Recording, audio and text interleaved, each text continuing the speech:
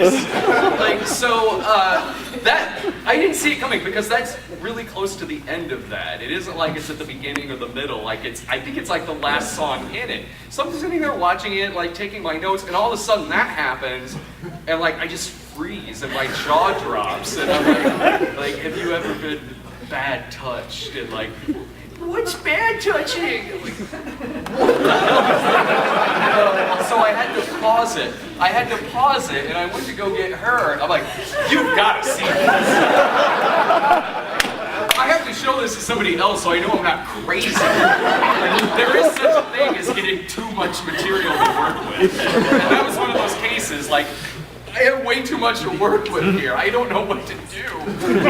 So I was pretty floored by that. Have you seen Bad Taste? Oh yeah. Are you gonna do a review on it? Probably not, because I've done stuff that if I were to do Bad Taste, actually that might work. It would be a situation where the character would have to be really snobby about it, like the Maniac episode. He's really snobby because it's not as good as Lord of the Rings, or The Lovely Bones, or something like that. No. Bad Taste is late 80s. Yeah, late 80s. Bad Taste, like Meet the Beagles. Yeah, that would be fun. I'd probably do that.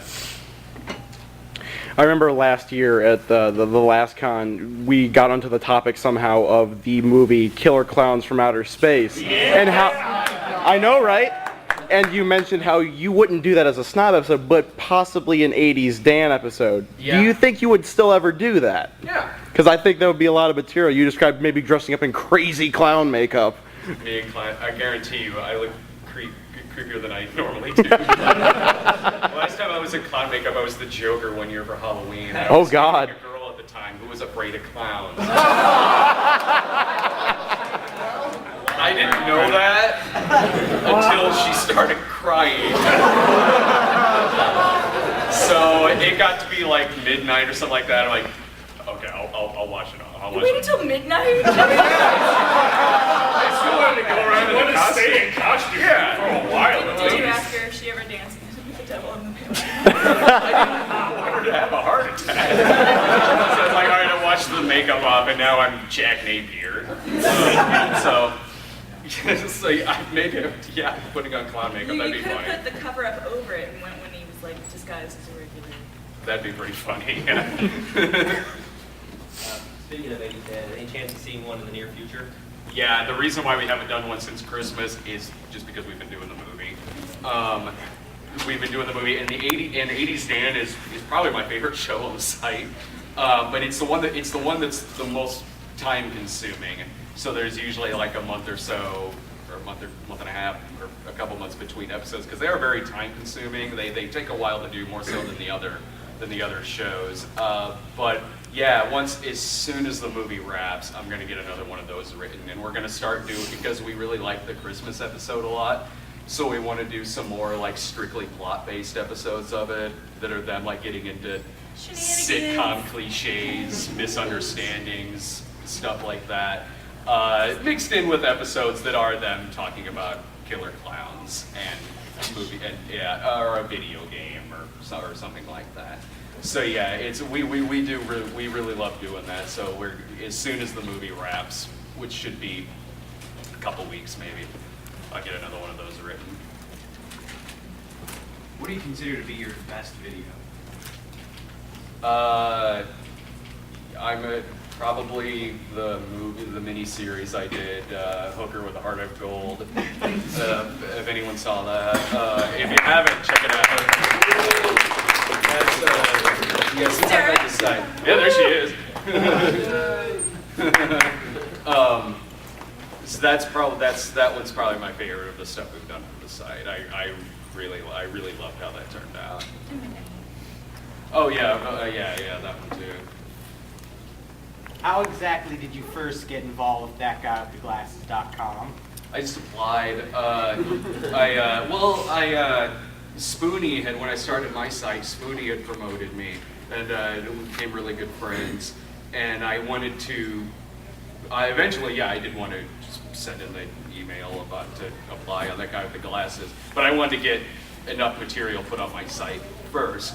I mean, yeah, I had like 3 years worth of Snob videos to put up there, but I also wanted like other shows and different types of stuff thrown in there. So I took a couple of months to really kind of build up kind of a log of stuff on that.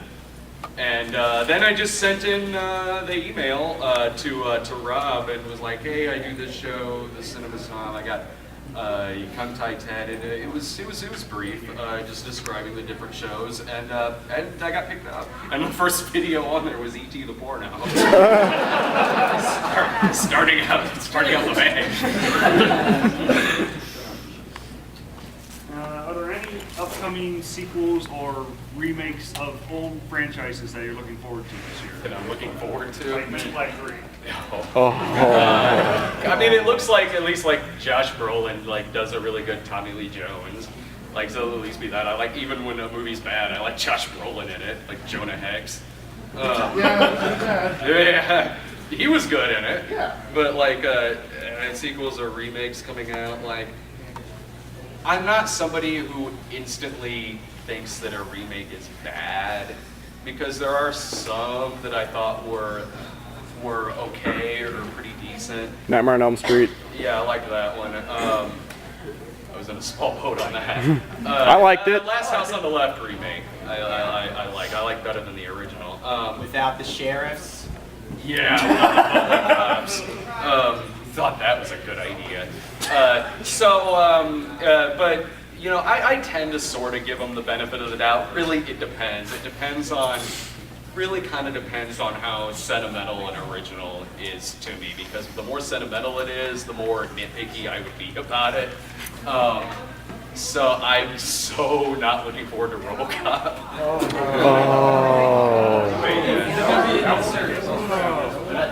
They've got it.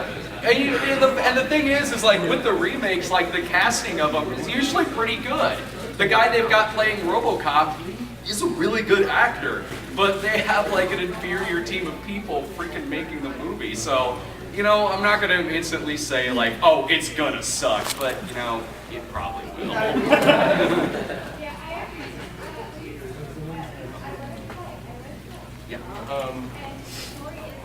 What's your opinion on them remaking, what was it, Escape from New York? I would probably not even go see that. I just wouldn't, because Escape from New York is just it's one of the most perfect action movies ever made. So the idea of a remake of that, that would be one where there would be like that, and if they remade The Warriors. Yeah. They were talking about it at one point, and it got scrapped, and it just sounded awful. Like it was gonna be like a battle between like the Bloods and the Crips. We gotta have the baseball series in here. Like I would probably just skip it. Like the prequel to The Thing was bad enough. That was oh god. We got 5 minutes. Okay. Take a few more. Yeah. What are your plans for the public domain month DVD? I want to get like original material put on the DVD as well. I just haven't had time. Like I just need to set aside like a few days to actually shoot a lot of original material for it, and between the movies and between doing stuff that actually is on the site, I just haven't had the time to do it, unfortunately. But eventually I'll probably get one out.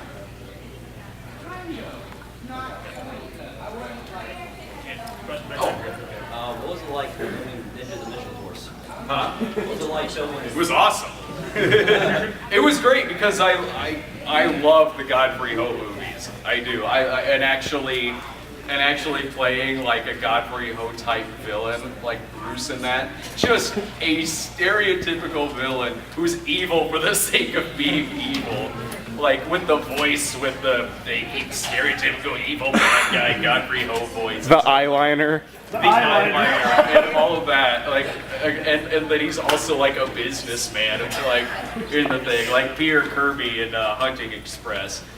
I thought that was awesome because I do love those movies, and being able to do that kind of very cartoonish, over the top, General Karpov type villain was awesome. It was great. I thought it was a lot of fun. Anyway, I got time for one more. When are you going to do the Bad Jeffrey Films movie? I asked you a long time ago. What do I have to do to get this made? Donating money. Send me an email to remind me. I always forget because I always have I set out to do one thing and then I'll find something else. I'll be like, oh crap, it's a 70s Jaws porno spoof called Guns. I gotta do that. I gotta see that movie. So yeah, I'll set out to do one thing and then just find something else that sounded really bizarre, like Keep Up the Lust E.T. or something. But I think that's it for us. Thank you so much, everyone, for coming.